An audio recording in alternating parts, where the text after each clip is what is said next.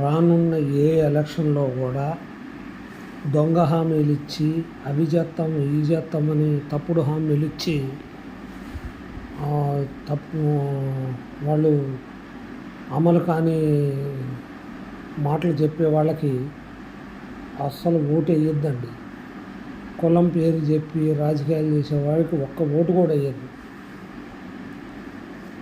నేను ఎస్సీ, నేను ఎస్టీ, నేను బీసీ, నేను కాపు, నేను రెడ్డి, నేను మాదిగ, నేను మాల, నేను ఇంకోటి కులాల పేరు మీద చెప్పి రాజకీయ ఓట్లు అడిగితే మాత్రం గెటౌట్ అనండి. ఎందుకంటే ఏ కులానికి ఎవడు ఒరిగింది, ఎవడు చేసేది ఏమి లేదు, సచ్చేది లేదు.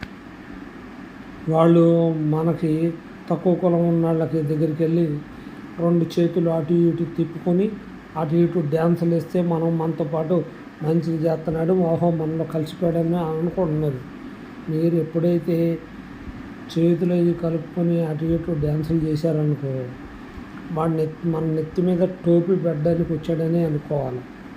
2 వచ్చేసరికి జగన్ అంటున్నాడు, నేను అన్ని లక్షలు మాఫీ చేస్తా, ఇన్ని లక్షలు మాఫీ చేస్తా. ఎక్కడి నుంచి తీసుకొచ్చి మాఫీ చేస్తావు, ఎలా చేస్తావు? ముందు ఈయన ఆస్తులన్నీ అమ్మేసి అందరికీ ఏదన్నా పనికొచ్చే పని చేయమని. ఇప్పుడు పేద విద్యార్థులకో దానికో ఇప్పుడు అన్ని లక్షలు సంపాదించాడు అన్న ఆరోపణలు ఉన్నాయి కదా.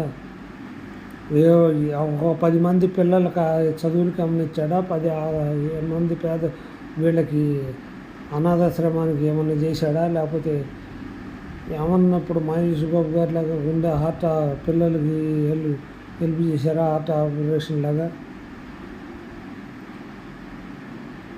నోటికి ఏది వస్తే వాగుడు, ఆ పిచ్చి వాగుడు వాగటమే. కిలో బంగారం ఇస్తాను అని అన్నా ఒకసారి, అయిపోయింది కిలో బంగారం ఇవ్వటం కూడా. నువ్వు ఎట్ట ఓడిపోయావు, నేను ఇవ్వలేను అన్నావు.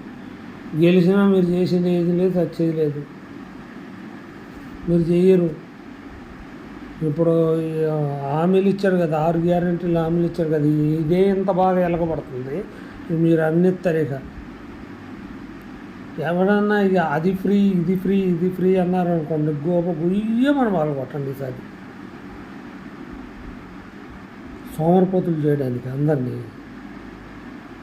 ఉద్యోగ అవకాశాలు కల్పిస్తాము, ఈ అవకాశం బాండ్ ఒకటి రాసిస్తామని చెప్పారు. బాండు ఈసారి వచ్చిన వాళ్ళందరికీ బాండ్లు రాయమన్నదా, గెలిస్తే ఈ పనులు చేస్తాం